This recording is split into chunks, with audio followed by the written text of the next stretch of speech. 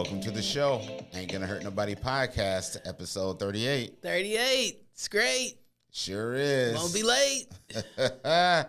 Right on time. Romantic date. Feels so fine. Our show's about relationships. It is. So, ladies and gentlemen, this is the second part of our 4-part series on bridges. So, in part 1, we did a talk about building bridges in the workplace. Now, in part 2, we're going to talk about building those romantic relationships. In your home, in your life. With those that matter the most. Oh, you went deep there. Whoa. I didn't know you had the Barry White in you. I know you have on a pink shirt, so I feel like that's like for love. It is, but it's more of a salmon than pink. Whatever. Oh, that's coral. One would think you would Salmon. know. Awkward. Oh, my bad. But we have 5 bullets we want to get to. So, again, the importance of bridge building, again, it's in general, it's for connection. That's why bridges are made. It's for connection and ultimately to make your life easier. But again, it takes a while to build bridges. They're not easy to build. It takes a lot of planning, coordination. Again, we said it took almost 4.5 years to build the Golden Gate Bridge, but it's been up for almost 100, right? So Yeah. that's the importance of building these bridges. It makes life and getting from point A to point B a lot easier. And it's so interesting, like with the Golden Gate Bridge, it was built in 1933, and it's like still like when you build a strong one, it lasts, but it does take time. But it's like hundreds of years and still kicking. Like it's pretty cool. So number one about building bridges and relationships. It's important, and we got this from the Gottman Institute. The first one, though, is turning into your partner for simple moments to build trust, right? Building bridges are about building trust, and a good way to do that with your partner are those simple moments, right? It's building the habit of turning to each other in these simple everyday moments that'll help you build affection, fondness, familiarity, and really admiration for each other. Yeah, and just like having that consistency. Like when I think about like turning to your partner to build a bridge, it's like being responsive. Like being responsive, like it could be as simple as like when they text, return the text, or when they call. I know this is something I have to work on. But when they, I admit it for the masses. But it's like when they're calling, they're calling, like, but then you randomly are missing calls or you're like not responsive. I feel like building, even in those simple times, like that can build bridges because it's like you're reliable, you're responsive. When they call, they know you're going to answer. So, and even if you feel like you haven't been doing that, it's like, even when you put into places like one, you just own up to it. Like, I need to work on this. And then they can see those little steps. Like, I have a Google Watch now, so I randomly get text messages, or like in my car, I'll see them a little more frequently. Like, I know it's something I have to work on, but it's like showing that you see the problem and you're willing to work on it. I feel like those are like simple moments that can like build bridges.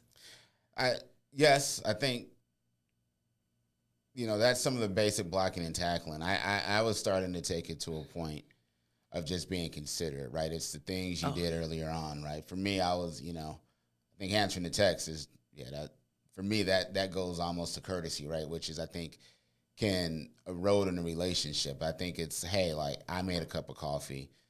Let me at least ask, does she want a cup of coffee? I'm getting lunch.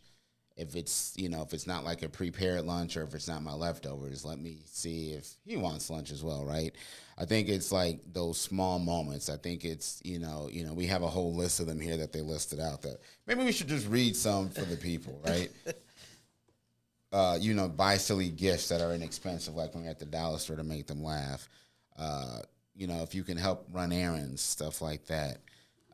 Those, workday emails or texts, right? The words of affirmation you send me, like those go a long way.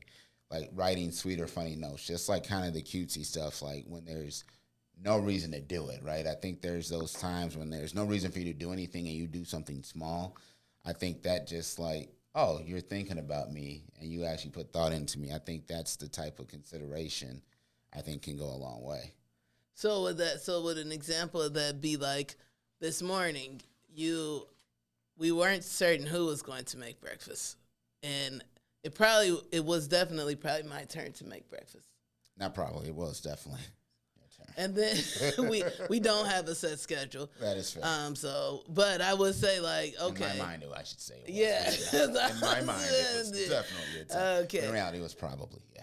Okay, it balances out. But it would be like how you made breakfast today, and you made me a breakfast sandwich. You made breakfast for the kids, which we all have to do, and then you made me breakfast when you made your breakfast. Is that what you're saying? 100%, right? It's the small stuff. Or when you get up in the morning, get the kids ready, and you don't even wake me up. You just, you do it because I was sleepy, or if I went to bed too late, or if I woke up in the middle of the night and couldn't get back to sleep, it's those type of small things that just remind everybody that, what, you're looking out for my best interests. And I trust that you're looking out for my best interests, even when I might not be looking out for my best interests, right?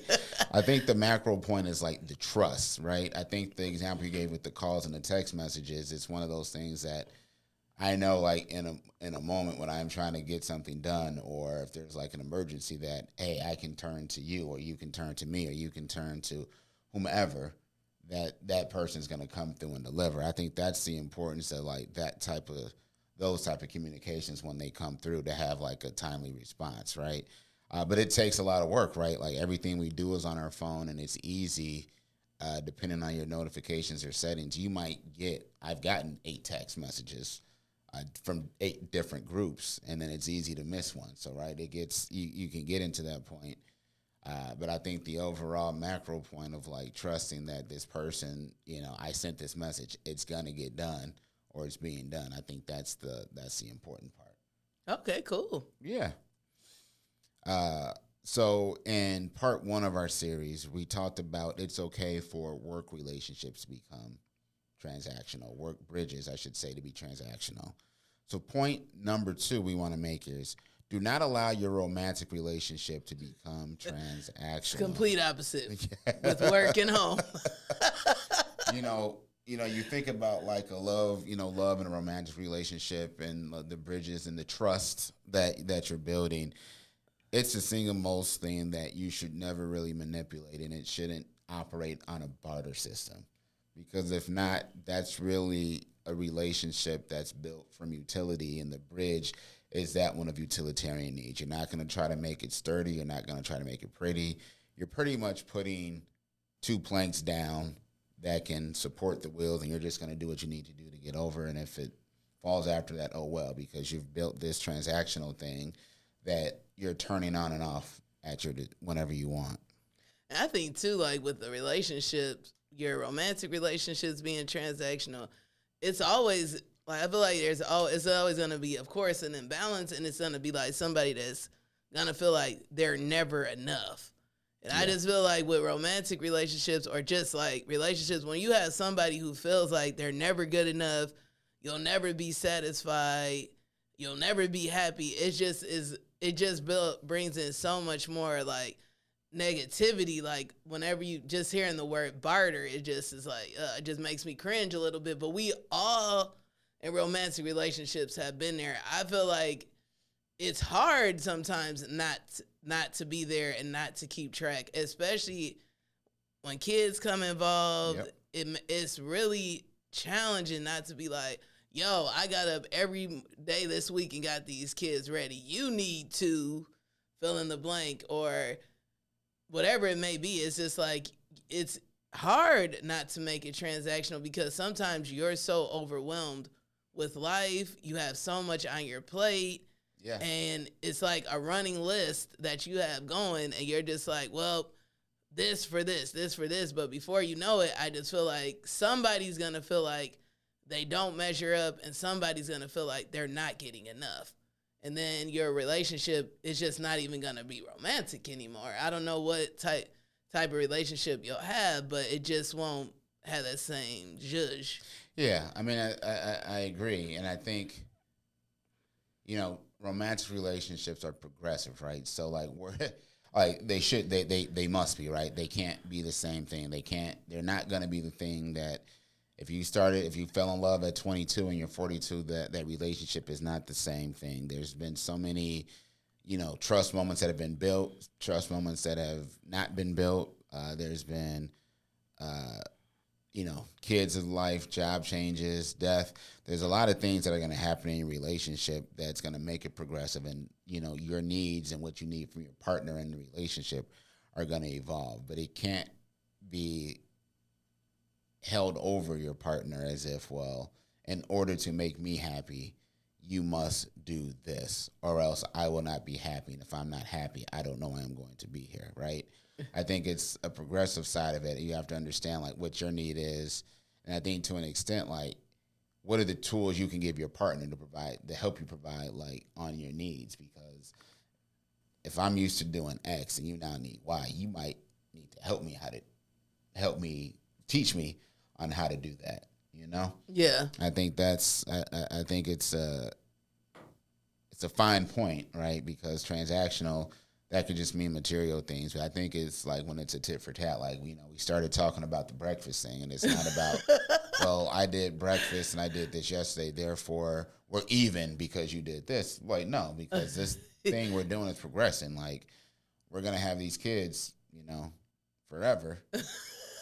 A lifetime. It's the transactions will never be done, and if you're keeping receipts like that, it's going to be tough to. And move usually, forward. like, I found, because I know it's shocking to hear, but I can sometimes fall into this transactional world.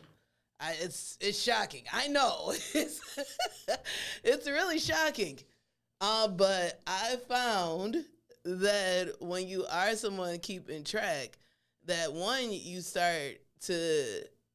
miss all the things that your partner has done for you. I don't know how to put it in another way, but it's kind of like you're focusing on all that they're not doing and that they need to do, and then you're missing the stuff that they actually are doing for you.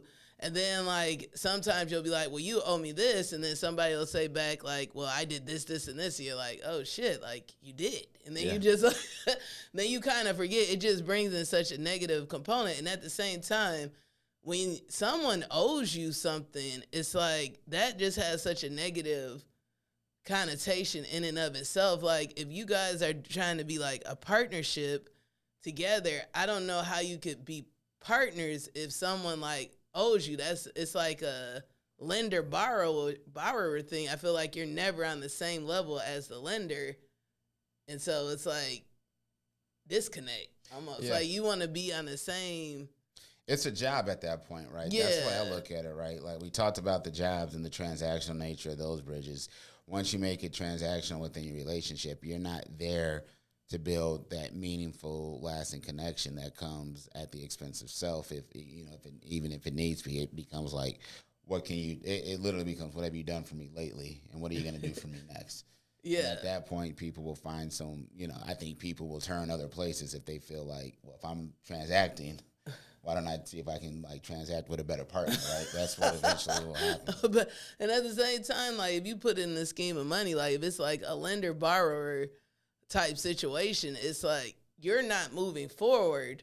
Like, if you owe the bank money, you can't move forward in what you're trying to do, because until you pay that debt, and then once you get that debt squared away at zero, maybe you can, like, move forward with, like, other projects. But as long as you're kind of like owing someone, you're kind of stuck. And then in a way, you're almost stuck in the past. Like, you're constantly thinking about, like, what wasn't done was due you, and until I get what I'm owed, I cannot do this. And so you're like, you're not moving forward, which can be really hindering, because there's so much more that could be done in a way. Well, I'll disagree with you to some point, right? Oh, okay. When paying back a bank, right, it's a finite. There's an amortization chart on how much you're going to pay every month until this is over. So it is a set debt that can be satisfied. A relationship, there's no debt that's being satisfied, right? Yeah. It's a connection. I feel that you're building with some person that's going to carry you for a lifetime, right? Like 30 years, your mortgage is paid off. Or if you decide you don't want this house and this mortgage anymore, you could just sell it to the next hired bidder. With the relationship, you're building a meaningful connection that's supposed to last you a lifetime. I think if it ever gets to that point where it does feel like it's a mortgage and I have to show up at the first of the month and just do this, it's not. That's a debt obligation, but you can clear a debt, right? With the relationship and building these bridges, I'm not trying to clear the bridge. I am trying to make a stronger connection. So I think the I see where you're going with that. I just, for me, I think the slight paradigm shift is like, how do you continue to build those trust moments, right? The first point was about trust in those simple moments, but then how do you build trust in those hard, complex moments? And the rigor of life. And I think I appreciate the bank, you coming back with the bank. I just think it's complicated. It's challenging because usually the reason someone has become transactional is probably a bridge of some sort has been burnt.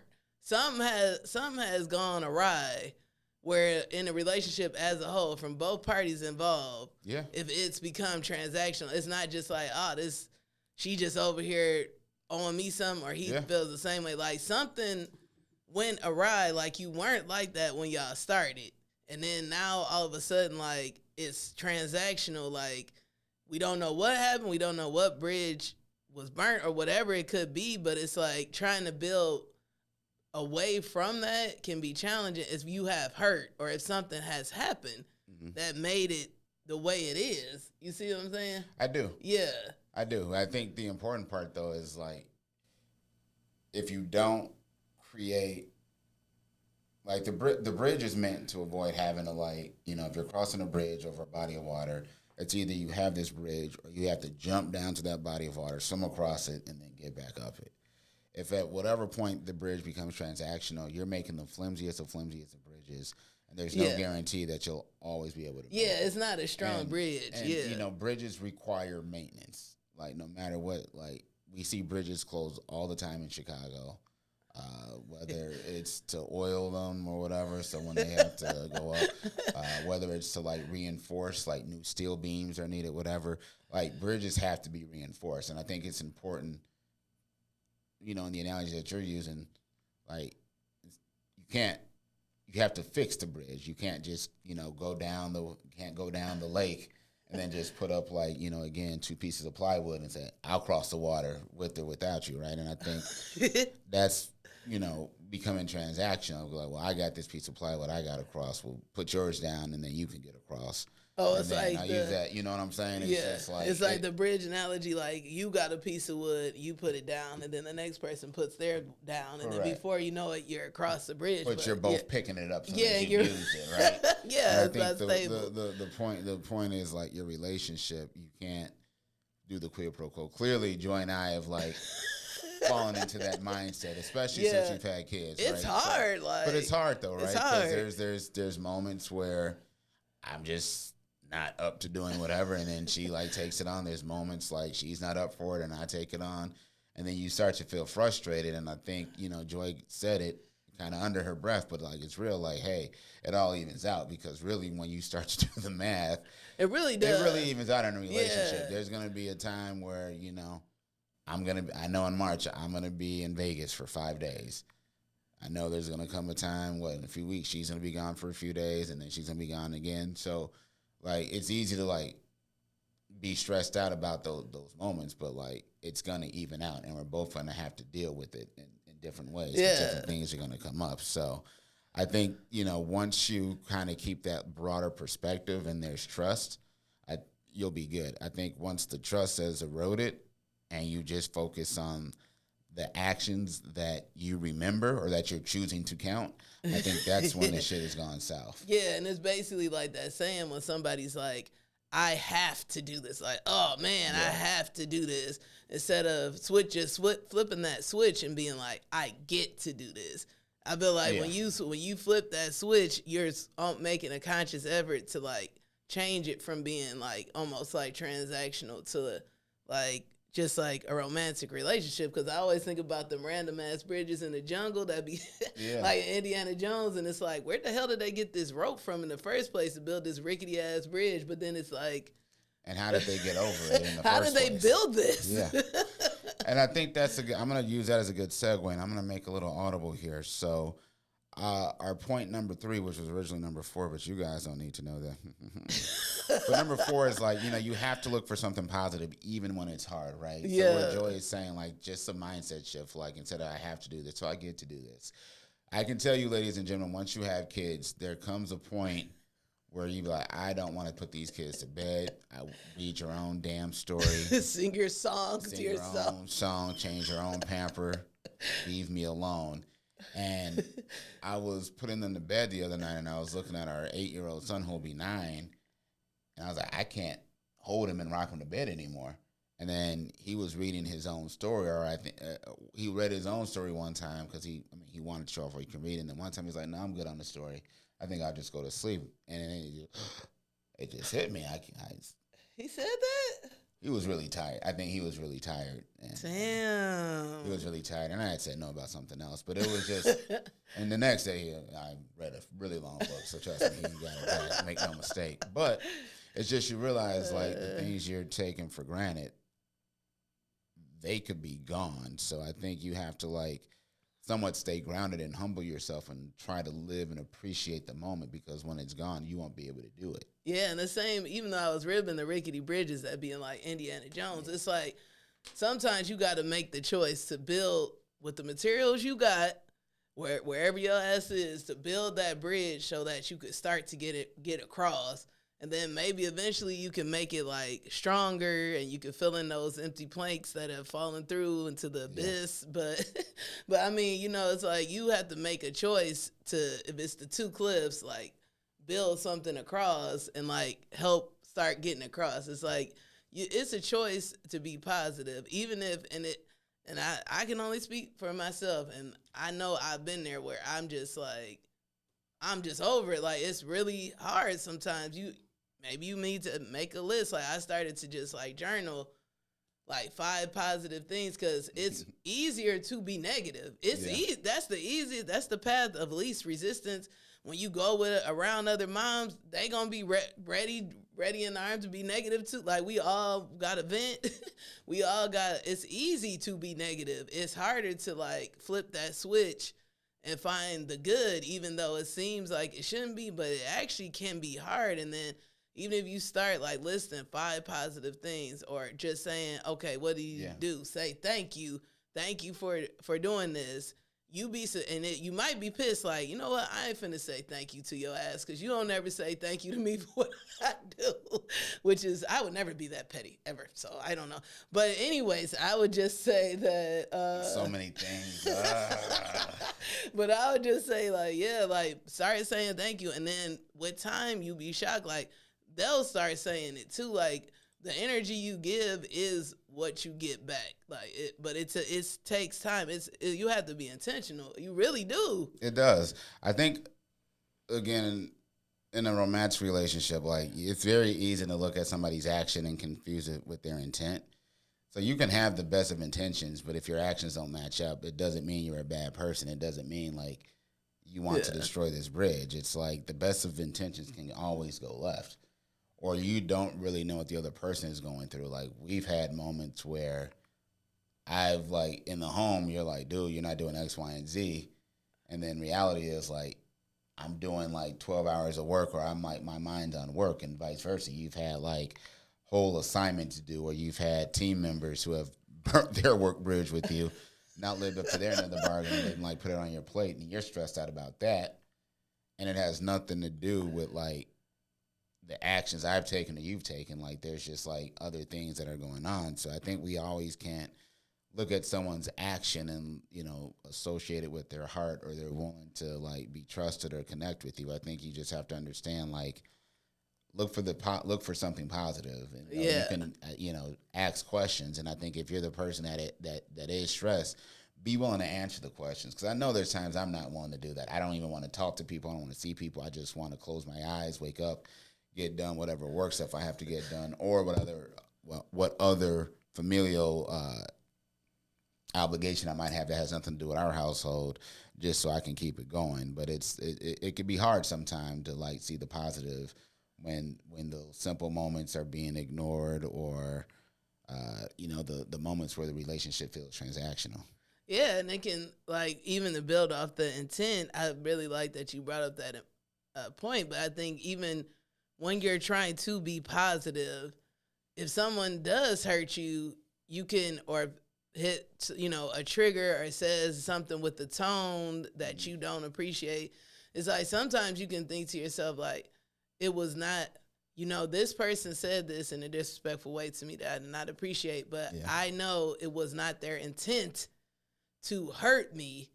But it's like, if you're trying to think about it like that, when things do go south, because most times, unless you're in a very toxic, abusive relationship, which you should consider like other options, but most times if you're like, you're in a relationship with somebody you want to be in it with, that you love, it's like, yeah, it probably was not their intent to hurt me, but they did anyways. Yeah. And it's like, okay, like, what are we going to do after that? Because sometimes it's easy to be like, they did this on purpose. They knew this would piss me off, and they did this to hurt me. And then once you go down that path, it's a long ass time to get back from that.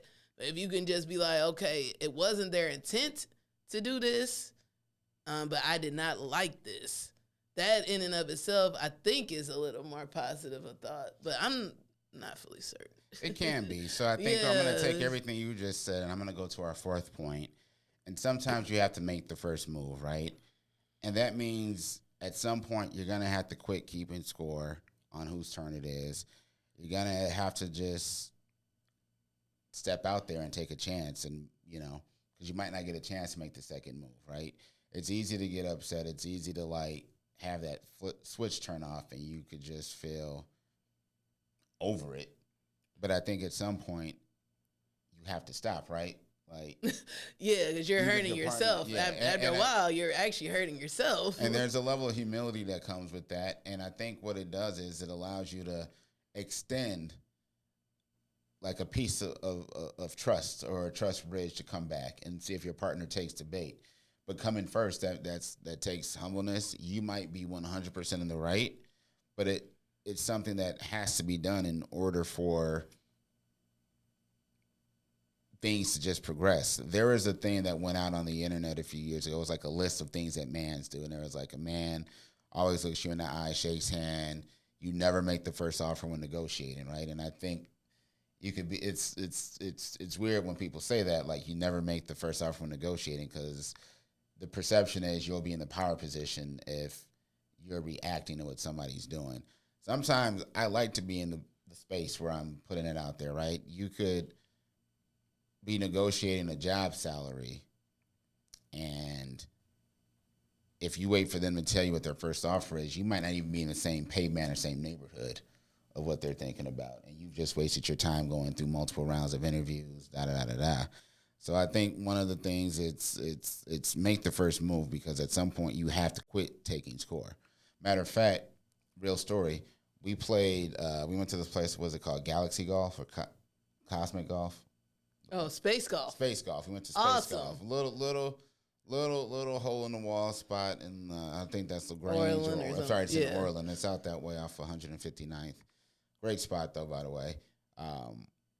Joy and I went, and we went just as on a date night, and we got the scorecards and we kept score. And some of those holes are extremely difficult. I'm talking you're talking 12, 13, 14 strokes. And it got to the point where I was looking forward to Joy, like, missing, that was 15 strokes. And then the next hole, like, Cole, that was 13, right? And it was just like, oh man, like, we're not like enjoying this moment because we're so focused on keeping score. And then I think we got into a mini dust up, just saying like, you're like, that's 13. I was like, no, I think it was actually 12. And it was just like, and then you're like, well, I counted 13. And I was like, that didn't count.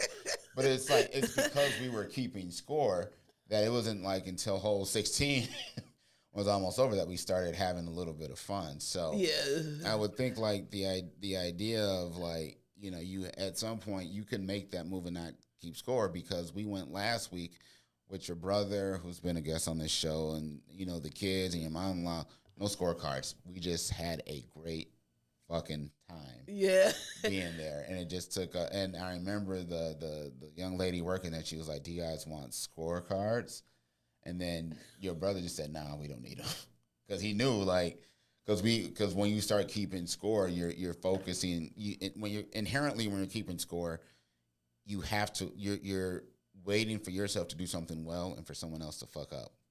Yeah, and at the same time, you're not extending as much grace. Like 100%. when you don't have a scorecard, like that's what I noticed between the two. It was just like I realized more like, damn, this one was hard as hell. And then you were just like, if we wouldn't have done that the first time we went, if we wouldn't have kept score, I feel like we would have just had fun experiencing the different like miniature golf things, because some of them were hard, and then eventually you can work up to keeping score too. It's like you extend more grace when you're not keeping score. But just to go back to the making the first move, I think too, to build the bridge is you need to make the first move within yourself, because a lot of the times the stuff you're keeping score about, you cannot change. 100%. You cannot change about that person.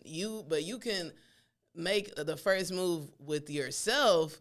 And it used to piss me off to no end, and it still does whenever we're arguing and I'm like going on these random marriage sites or whatever, trying to figure out like what Coley has done wrong. Yeah. And then it's always like, well, if your husband does this, you as a wife need to do blah, blah, blah, blah. And then I'm just like, God, I just get so irritated because it's almost always going to be like a reflection back to you. Like that's what they say marriage is. It's like a reflection. Yeah. Back to you. And so it's like when you're making that first move and you're trying to build bridges, it might be something that you could, I hate to say it, but it is true, that you might need to like change or work on like focusing on what you can change. 100%. And then you'll stop keeping score. And then my only last point about like making the first move too is like Brene Brown, which we haven't started doing this, but I heard this on a podcast, and she was talking about with her husband that they'll do like the check-ins. Like one person she'll be like, what percentage are you at? And then she'll say her percentage. Like sometimes a lot of the issues that hinder you from building the bridges is just like external. Like you might be hungry and tired, so you're really at 40%. It's like, talking to your partner, be like, hey, where are you at doing those check-ins? If he's at 30% and you're at 75, like, okay, maybe you could just put the kids down tonight. And then you not really keeping score, because it's like when you're at 10% and he's at 40, hopefully y'all can figure it out. And if y'all both are low, at least y'all can work more together, I guess, to like push through and continue to like build the connection and the bridge.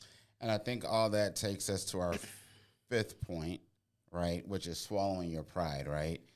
You don't always have to be right. You don't always have to be the person catered to. You don't always have to be the hero or the savior, right? I think you have to swallow your pride. You have to go in there and, like, be able to attack the problem and not each other. You have to be able to go in there and recognize, like, what role you're playing and this bridge being strengthened, destroyed, or just staying as is, right? I think it's critical that, one of the things that, as you get into relationships, it's saying sorry. And that doesn't mean you're necessarily wrong, right? It means, like, understanding the person's feelings and the role you could have played to maybe avoid their feelings being where they were at, right? I think we can't confuse winning with being victorious, right? Because losers always plot their comeback. I could see when I beat Joy at mini golf when I won, I could see Joy plotting her comeback deep down in herself. I don't recall that you won. It's okay. I have this. I have a scorecard. Scorecard. But I think, again, swallowing your pride, I think we only have 3 minutes left. So swallowing your pride is a huge piece of making any bridge work, because at some point that allows you to take a step back and then, like, assess what's going on. And if it's like, you know what, my load is way too heavy for this bridge, I need to find a way to reinforce it and lighten my load, then so be it. Yeah, because I think primarily, like in marriage, you're spending the bridge is up when you. I feel like the bridges, some of them are up once you decide to get married and start. But it's like that reinforcing of the bridge. I feel like that's a big difference between like work and like marriage or relationships. It's like in relationships, you're more trying to strengthen the bridge, build it up. Yeah. And not tear it down. But, you know, like my mom always said, like, I know it's a scripture somewhere, but she always said pride comes before the fall. And, like, even if you feel like you're winning, like, when you got to prove that point or get that last word, it's like, when I know for me, when I'm like that and I'm like, oh, man, Coley is just, like, completely tuned out and we're not in a good space, I really don't feel like a winner in that moment either. Yeah. You just feel like, well, damn, this ain't resolved. So it's like the swallowing of the pride is challenging. It's hard not to want to prove a point. It's hard not to get credit for stuff. It's hard, but in the end, sometimes it will pay off. Like you might not see it right then and there. I think that's the hardest part. Yeah. Like you don't always see when you're building your bridges the results right then and there. But when like those heavy cars, like for instance, the people who built the Golden Gate Bridge, not to go back to it, but it's like, they're no longer here. They don't know how much of a like key figure or strong bridge they built. But it's like, it still is a strong bridge. It's like you might not see it in that moment, but it'll come back later. So it matters. It matters. It's hard. So let's do a quick review of the 5 things needed to build romantic bridges. Number 1, turning to your partner in simple moments to build trust. That's building trust. Number 2, don't allow your romantic relationship to become transactional. We talked about professional relationships becoming transactional, but romantic relationships can't go that way. Number 3, look for something positive even when it's hard. We know it could be difficult, but you have to do it because it's there. You just have to get over yourself and just do it. Number 4, make the first move, right? You don't have to keep score. You don't have to wait for them to budge. This is your partner. This is someone that you love. Someone that might be hurting or you might be hurting. So don't be afraid to make the first move because you might not have a chance to make a second move. And then finally, swallow your pride, right? You can't confuse winning with being victorious. You have to know that you might not have the correct answers. You know you might have to say sorry, but swallow your pride because if you have something great, you won't replace it and you will miss it forever. So forever. With that, Joy, what's something that you wish you would have known about building a romantic bridge with me?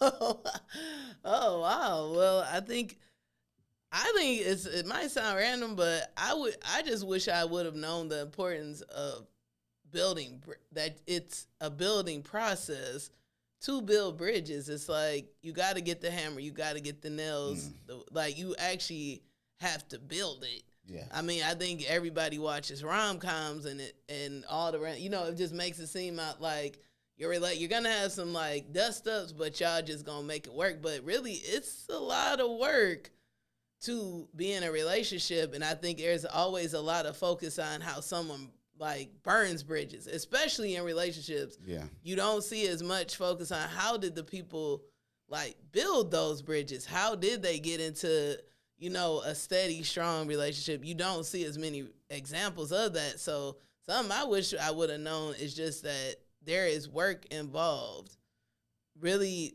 and it's work involved on yourself and like on the relationship too, that has to constantly happen, and that to build the bridges, and that it goes in waves. Like just like you have to, if you don't water grass, it's gonna get brown and old. It's the same concept with relationships. Like it only flourishes like when and where you water it. It's Absolutely. Like the same concept. I did not know that. And I'll keep it simple. Just, for me, I wish I would have known that relationships are progressive. Like what you did day 1 is not going to work at day 1,000. What you did at day 1,000 is not going to work at day 2,000. They're progressive things, and you can't ever allow it to get to that point where it becomes transactional because you can't say, well, I did this, this, and this. It was good enough then. Why is it not good enough now? Because, it's a living, breathing thing that requires, like you said, water, sunlight, and love to make it go. So Yeah. Whew, stay tuned for part 3 of our series. Keep building. Keep building. Building of bridges, where we're going to get into next of burning bridges. My favorite. Burn it to the ground. When a fire starts to burn, what? I'm not going to get into that was disclosure just in case you guys are wondering. But yeah. Ain't Gonna Hurt Nobody podcast. We out. Peace.